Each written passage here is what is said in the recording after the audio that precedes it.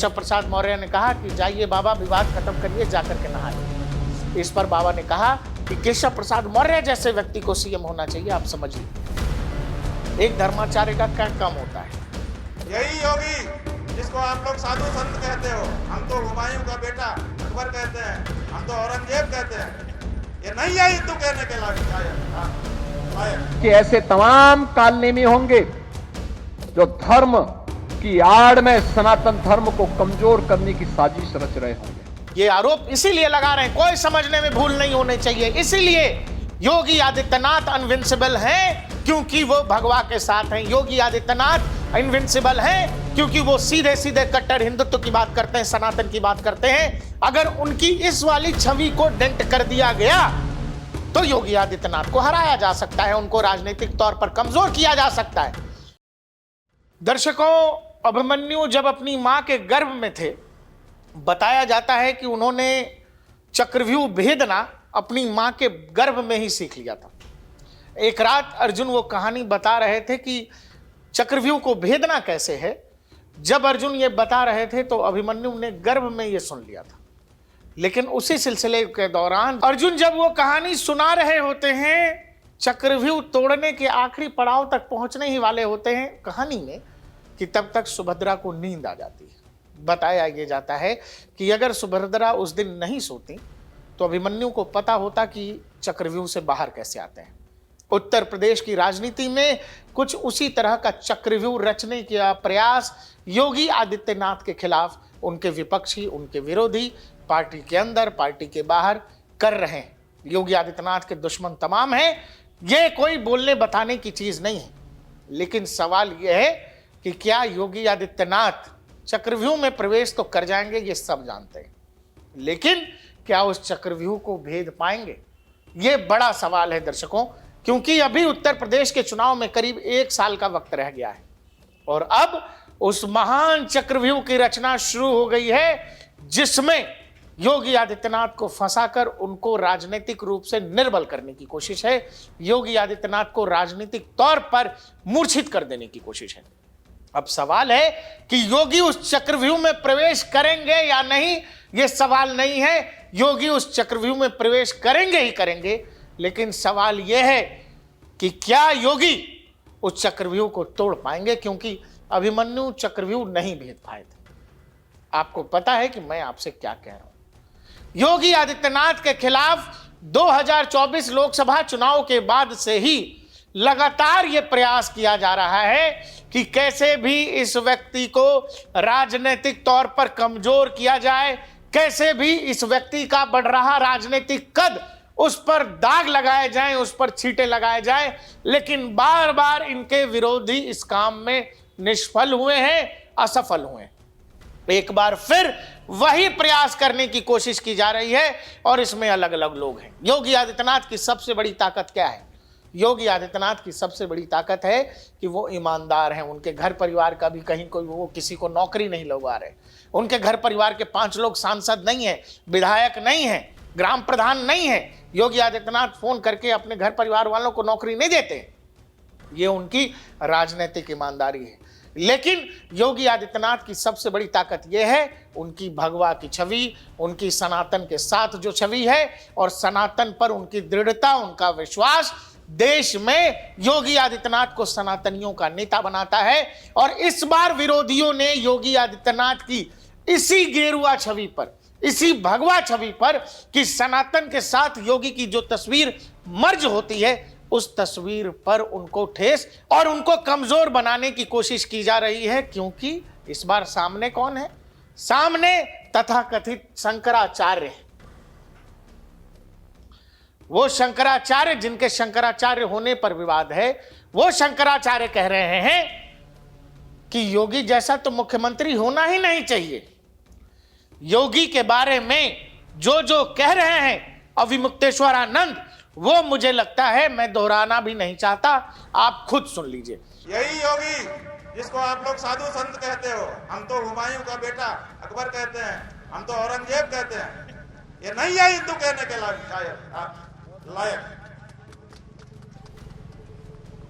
ये मंदिर तोड़ने का समर्थन करने वाला आदमी है। 150 से ज्यादा मंदिर तोड़ दिए गए। एक शब्द नहीं निकला इसके मुंह से, इसलिए कि इसकी मुख्यमंत्री की गद्दी ना चली जाए। मुख्यमंत्री की गद्दी को महत्वपूर्ण समझने वाला पौराणिक मूर्तियों के सामने क्या हिंदू हो सकता है? वो सत्ता लुलूप है, वो हिंदू नहीं है। उत्तर प्रदेश में विकास के मामले, उत्तर प्रदेश में निवेश के मामले, उत्तर प्रदेश में रोजगार के मामले, जब इन सब पर लोग इनको नहीं घेर सके तो योगी आदित्यनाथ को उनके सबसे मजबूत स्थिति में, या जिसमें योगी आदित्यनाथ को बोलने बताने की जरूरत नहीं होती है, उस इलाके उस क्षेत्र में उनको घेरने और उनको कमजोर करने की कोशिश है। यानी वो मुद्दा है हिंदुत्व और सनातन का, जिसमें सामने है तथाकथित शंकराचार्य अविमुक्तेश्वरानंद। मैंने कहा कि सुप्रीम कोर्ट में ही जिनके शंकराचार्य होने पर विवाद है, लेकिन ये अपने नाम के आगे शंकराचार्य लगाते हैं। एक साधु जो सीधे ये कह रहा है कि योगी जैसा तो मुख्यमंत्री नहीं होना चाहिए, योगी तो हुमायूं का बेटा है, वो तो मुगल है। और जब लगातार उत्तर प्रदेश की पुलिस ने बाबा के सामने हाथ जोड़कर गिड़गिड़ाते हुए कहा कि बाबा आप स्नान कर लीजिए, स्नान करने में दिक्कत नहीं है, लेकिन आप पालकी, ढोल, बाजा, गाजा, ताशे के साथ आप संगम नोज तक जाना चाहते हैं। देखिए पिछले ही साल यहाँ इतनी बड़ी दुर्घटना हुई थी। आपका काम, बाबा, गुरु, धर्माचार्य का काम क्या होता है? धर्म की स्थापना करना, शांति की बहाली करना, समाज के प्रति जिम्मेदार होना, कानून व्यवस्था का पालन करना और कानून व्यवस्था का पालन करने के लिए समाज को प्रेरित करना। लेकिन बाबा क्या कर रहे थे प्रयागराज में? बाबा प्रयागराज में कानून को हाथ में ले रहे थे। जो इलाके बैरिकेटेड थे उन इलाकों को तोड़ा गया। तोड़ा ही नहीं गया, जिन बटुकों के बारे में कहा गया कि पुलिस बटुकों को शिखा पकड़ के खींच रही है, पहले उन बटुकों ने पुलिस वाले पर हाथ लगाया। जो वर्दी में पुलिस वाले थे उनके कॉलर पकड़े गए। आप जवाब दीजिए, और इसके जवाब में उत्तर प्रदेश की पुलिस को क्या करना चाहिए था? जब पूरा का पूरा महकमा हाथ जोड़कर यह कह रहा है कि आप प्लीज यहां करोड़ों लोग आए हुए हैं, वो व्यवस्था मत करिए। और तब जब पिछले ही साल बाबा ये कह रहे थे कि योगी आदित्यनाथ को इस्तीफा दे देना चाहिए क्योंकि महाकुंभ में कुछ लोगों की जान चली गई, आपकी अव्यवस्था है। तो जब अव्यवस्था पर सवाल उठे हुए आप इस्तीफा मांग रहे थे, आप खुद क्यों अव्यवस्था फैलाने पर आमादा है? यही तो कहा गया। उसके बाद एक मामले को, जो केवल स्नान का मामला था और जहां तमाम साधु संत गए, चुपचाप चले आए, किसी को पता भी नहीं लगा, वहां अविमुक्तेश्वरानंद गाजे बाजे के साथ जाना चाहते थे, कानून हाथ में लेना चाहते थे। पुलिस नहीं रोकती तो क्या करती? पुलिस के पास क्या रास्ता था?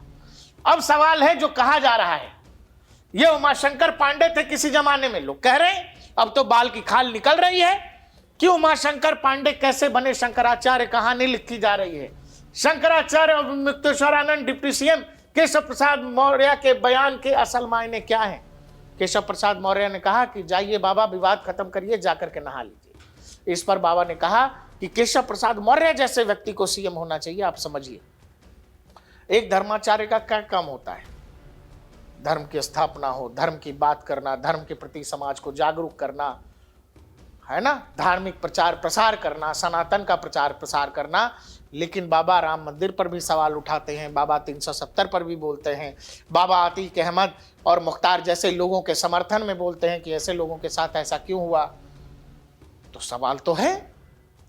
लेकिन मैंने आपसे ये कहा कि ये क्यों कहा कि योगी आदित्यनाथ को उनका जो सबसे प्रबल और मजबूत पक्ष है, यानी भगवा धारण किया हुआ एक मुख्यमंत्री, गोरक्षपीठ का महंत योगी आदित्यनाथ, जो खुद को सनातनी योद्धा कहता है, उसकी सबसे मजबूत पहल यही है कि वो हिंदुत्व के एक तरह से झंडा बरदार हैं। और आज के दौर में हिंदुस्तान में हिंदुत्व के सबसे बड़े नेता के तौर पर जो भगवा धारण भी करता है, योगी आदित्यनाथ उन नेताओं में सबसे पहले दिखाई देते हैं। तो क्या है सबसे मजबूत छवि? क्या है? हिंदुत्व की। तो उस पर यह कह दो कि देखो ये तो हिंदू है ही नहीं, ये तो हिंदुत्व है ही नहीं, ये तो हिंदुत्व का पालन ही नहीं करता, ये तो सनातनियों के खिलाफ है, ये कैसा हिंदू है? और ये कह कौन रहा है? एक तथाकथित शंकराचार्य, जिसको मानने वाले भी हैं कुछ लोग, उसी से कहलवाया जा रहा है। मतलब एक शंकराचार्य की तरफ से यह कहा जा रहा है जो व्यक्ति मुख्यमंत्री है, वो मुख्यमंत्री जो है हिंदुत्व का पालन नहीं करता, वो हिंदू नहीं है, वो हुमायूं का बेटा है। यानी योगी आदित्यनाथ की सबसे मजबूत छवि उनका हिंदुत्व, जिसके बारे में 24/7 योगी आदित्यनाथ चाहे किसी सरकारी कार्यक्रम में हो या कहीं भी हो, योगी अपनी उस मजबूत छवि को बिल्कुल सामने से प्रेजेंट करते हैं। उस पर ही दाग लगाने की कोशिश है, उसको ही चोटिल नेस्तनाबूद करने की कोशिश है कि योगी से अगर उनका हिंदुत्व छीन लिया गया, योगी के हिंदुत्व पर अगर संदेह पैदा कर दिया गया, तो योगी आदित्यनाथ को हराना, योगी आदित्यनाथ की राजनीतिक छवि को कमजोर कर देना, बर्बाद कर देना बेहद आसान हो जाएगा। क्योंकि उत्तर प्रदेश में अगर विकास के बात पर, बेरोजगारी के नाम पर, फाइनेंस के नाम पर, एफडीआई के नाम पर अगर योगी आदित्यनाथ को घेरेंगे, यह संभव नहीं है। क्योंकि उत्तर प्रदेश में सरकार ने बहुत पैसा जमा कर लिया है, लाखों करोड़ का एफडीआई आ रहा है। ऐसे में योगी आदित्यनाथ हैं किस लिए? वो हैं इसीलिए क्योंकि उनके पीछे गोरक्ष पीठ है, उनके ऊपर जो भगवा धारण करते हैं उस भगवा के सम्मान में वो कभी झुकते नहीं हैं। और यही कारण है, सामने से, वो चाहे बांग्लादेश का मामला हो, वो चाहे देश के किसी भी हिस्से का मामला हो, वो सामने से हिंदुत्व की बात करते हैं, सनातन की बात करते हैं। तो ये सोचा गया है, ये एकदम प्लान्ड है, ये एकदम प्लान्ड है कि योगी आदित्यनाथ की ये जो कट्टर हिंदुत्व वाली छवि है, उस कट्टर हिंदुत्व की छवि को कमजोर कैसे करें। तो ये प्लान किया गया कि चलिए माघ मेले से ही शुरू करते हैं, और ये बिल्कुल प्लान लग रहा है। बात केवल स्नान की होती तो बाबा जाकर के स्नान कर लेते, कोई इश्यू नहीं है। जिस पालकी की वो बात कर रहे हैं, क्या पालकी समेत गंगा में डुबकी लगाते? क्या गंगा में डुबकी लगाने के लिए गंगा के किनारे तक भी अगर पालकी चली जाती तो उतरना ही पड़ता। आपका काम है धर्म की स्थापना करना, लेकिन आप वहां पर क्या कर रहे हैं? एक राजनीतिक माहौल तैयार कर रहे हैं। और उस राजनीतिक माहौल में क्या हो रहा है? उस राजनीतिक माहौल में तरह तरह के नेताओं का फोन आ रहा है, नेताओं के दौरे हो रहे हैं, जिसमें माता प्रसाद से लेकर अखिलेश यादव तक फोन कर रहे हैं। माता प्रसाद वहां पहुंच रहे हैं, कांग्रेस का जो स्टेट प्रेसिडेंट है अजय राय, वो वहां पहुंच रहा है कि बाप रे बाप, बाबा जी के साथ बड़ा गड़बड़ हो गया। ये वो कांग्रेस और समाजवादी पार्टी है कि एक जमाने में समाजवादी पार्टी ने उत्तर प्रदेश की अयोध्या में राम भक्तों पर गोलियां चलवा दी थी। कांग्रेस पार्टी जिसने कहा कि नहीं नहीं, राम जैसा कुछ होता नहीं है, काल्पनिक बता दिया। वो पॉलिटिकल पार्टियां जिन्होंने अयोध्या में आज तक पैर रखना ठीक नहीं समझा, जिनके सर्वोच्च नेता राम का नाम लेने में हिचकिचाते हैं, जिनको लगता है कि राम का नाम ले या ना ले, ऐसे लोग एक धर्माचार्य के पीछे खड़े हो गए। क्यों? क्योंकि वो धर्माचार्य योगी आदित्यनाथ पर राजनीतिक हमले कर रहा है। और सबसे अजीब बात है कि जो धर्माचार्य आज अखिलेश जी फोन पर बात कर रहे हैं, इन्हीं धर्माचार्य को 2015 में अखिलेश यादव की सरकार में बनारस की सड़कों पर दौड़ा दौड़ा के उत्तर प्रदेश की पुलिस ने लाठियों से पीटा था जी। और वो धर्माचार्य के लिए आज अखिलेश यादव महान हो गए। योगी आदित्यनाथ इसीलिए हिंदुत्व के नेता नहीं है या सनातन के परंपरा के वाहक नहीं है। क्यों? क्योंकि उन्होंने वहां गए 3 करोड़ लोगों की स्नान करने में या उस व्यवस्था में बाधा ना हो, इसके लिए बस ये कह दिया, बाबा जी बस 50 मीटर पैदल चल लीजिए, कोई पालकी पर नहीं आया है, ये मत करिए, इससे अव्यवस्था फैलती है। जो बैरिकेटिंग किया हुआ तो उस इलाके को तोड़ दिया गया। बैरिकेटिंग करके बाबा आगे बढ़ते चले जा रहे हैं। बाद में पूरा प्रशासन याचना कर रहा है, याचना, हाथ जोड़कर याचना कर रहा है कि बाबा ऐसा मत करिए, अव्यवस्था फैलेगी, लोगों को दिक्कत होगी, आम जनता को दिक्कत हो, ऐसा कोई धर्माचार्य भला क्यों चाहेगा। अब सवाल है कि जो लोग हर बार हिंदू मान्यताओं का, हिंदू मंदिरों का, हिंदू देवताओं का मजाक उड़ाते हैं, वो सारे के सारे लोग योगी आदित्यनाथ पर हिंदू विरोधी होने का आरोप क्यों लगा रहे हैं? ये आरोप इसीलिए लगा रहे हैं, कोई समझने में भूल नहीं होनी चाहिए, इसीलिए योगी आदित्यनाथ अनविंसिबल हैं क्योंकि वो भगवा के साथ हैं। योगी आदित्यनाथ इनविंसिबल हैं क्योंकि वो सीधे सीधे कट्टर हिंदुत्व की बात करते हैं, सनातन की बात करते हैं। अगर उनकी इस वाली छवि को डेंट कर दिया गया तो योगी आदित्यनाथ को हराया जा सकता है, उनको राजनीतिक तौर पर कमजोर किया जा सकता है। अब जो बाबा ये कह रहे हैं, योगी, जो बाबा का काम राजनीति का है भाई, आपका काम धर्म का है, राजनेता का काम राजनीति का है, लेकिन आप वहां बैठकर राजनीति कर रहे हैं और राजनेताओं के साथ मिल रहे हैं। खुद बहुत सारे धर्माचार्य क्या कह रहे हैं ये देख लीजिए। अभी मुक्तेश्वरानंद के साथ अन्याय नहीं हुआ, अन्याय तो उन्होंने किया है, संगम तक पालकी ले जाने का नियम नहीं है, उन्होंने बिल्कुल सही नोटिस दिया गया है उनको। जगत गुरु रामभद्राचार्य, आगे क्या कह रहे हैं? रविंद्र पुरी जी हैं अध्यक्ष अखिल भारतीय अखाड़ा परिषद के। सीएम योगी को लेकर जिस तरह की भाषा अविमुक्तेश्वरानंद इस्तेमाल कर रहे हैं वह संतों की भाषा नहीं है। जो ऐसी भाषा में कहता है हम उनसे दूरी बनानी होगी। यह संत की भाषा है जिसमें हर बार बार अपमानित करने के लिए तू तू तू वो इस तरह की भाषा, मुगलिया भाषा कह देना, कुछ भी कह देना। वो चिल्ला रहे हैं, वो नाराज हैं, इस तरह की भाषा में योगी आदित्यनाथ के लिए कहा जा रहा है कि हम तो बहुत कुछ सुनवा नहीं रहे हैं आपको। आगे कहा जा रहा है हरि चैतन्य ब्रह्मचारी जी हैं, आज तक के इतिहास में कोई भी शंकराचार्य पालकी के साथ संगम स्नान करने नहीं गया। गंगा मां है, मां की गोद में पालकी लेकर नहीं जाया करते। ये सारे धर्मगुरु क्या किसी से कम है? ये जो बात कह रहे हैं और अविमुक्तेश्वरानंद जो कह रहे हैं, इसमें कौन सा सही और कौन सा गलत, इसमें ब्लैक एंड व्हाइट है। इसमें बहुत सोचने समझने की जरूरत नहीं है। साधु का काम, जैसा कि मैंने आपसे कहा, व्यवस्था फैलाना, समाज में चेतना का जागरण करना। लेकिन आप क्या कर रहे हैं? आप अव्यवस्था को हवा दे रहे हैं। आप वहां बैठकर किसी के लिए राजनीतिक पिच तैयार कर रहे हैं। मैं ये इसीलिए कह रहा हूं कि दर्शकों, आपको याद होगा 2022 के विधानसभा से पहले योगेंद्र यादव हैं, खुद को समाज सेवी कहते हैं, आंदोलनकारी करते हैं, किसान नेता कहते हैं। उन्होंने एक इंटरव्यू में कहा कि हमने 2022 से पहले उत्तर प्रदेश में लखीमपुर खीरी के मामले को इसीलिए इतना आगे बढ़ाया या किसान आंदोलन पर इतना बवाल इसीलिए किया क्योंकि हम उत्तर प्रदेश में पिच तैयार कर रहे थे। लेकिन अखिलेश यादव और कांग्रेस पार्टी इसका फायदा नहीं उठा सकी। यह ऑन रिकॉर्ड बयान है। अभी आज 2027 यानी 1 साल बाद चुनाव है। यह जो प्रयागराज में हो रहा है और उसके जरिए जो योगी आदित्यनाथ पर हमला करने की कोशिश है राजनीतिक तौर पर, यह सीधे सीधे क्या है? यह कोई किसी के लिए राजनीतिक पिच तैयार कर रहा है दर्शकों।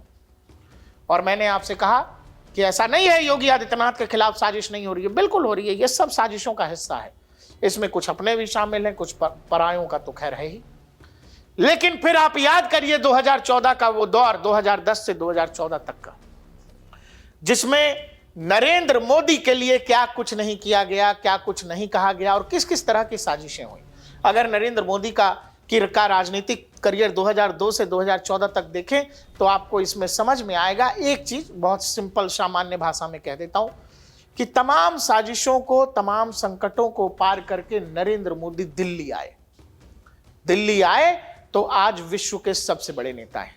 इसीलिए योगी आदित्यनाथ के खिलाफ राजनीतिक तौर पर जितने भी षड्यंत्र हो रहे हैं, वो चाहे पार्टी के अंदर हो, वो चाहे पार्टी के बाहर हो, योगी आदित्यनाथ को इन षड्यंत्रों को पार करना पड़ेगा। इन षड्यंत्रों को मात देना ही पड़ेगा, इनसे निकलना ही पड़ेगा। जैसे कहते हैं ना कि लोहा जितना तपता है, तो ये लोहे के तपन का विषय है। ये परीक्षा की घड़ी है योगी आदित्यनाथ के उस नेतृत्व क्षमता की, उस दूरदर्शिता की कि कल को अगर योगी आदित्यनाथ इन तमाम संकटों से निकल करके आ जाएंगे तो इनको पता होगा कि देश के लिए क्या सही और क्या गलत है। एक सच्चा लीडर वही होता है जो तमाम संकटों से हंसते हंसते निपटता है और उन राजनीतिक संकटों को साफ करके सामने आता है। वही तो विजेता है मेरे भाई। योगी आदित्यनाथ के खिलाफ तमाम तरह की चीजें हो रही हैं, मैंने कहा आपसे, पार्टी के अंदर भी, पार्टी के बाहर भी।